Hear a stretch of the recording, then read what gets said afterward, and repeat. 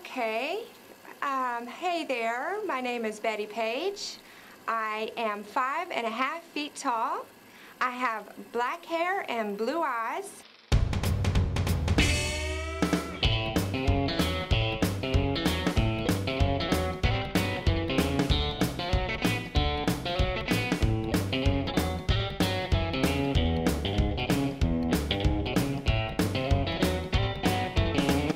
I hope I get the part tomorrow.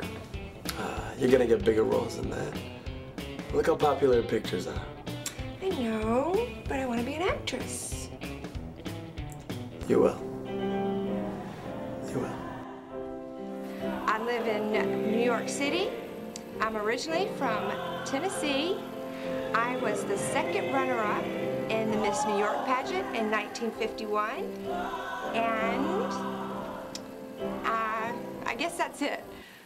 Thank you.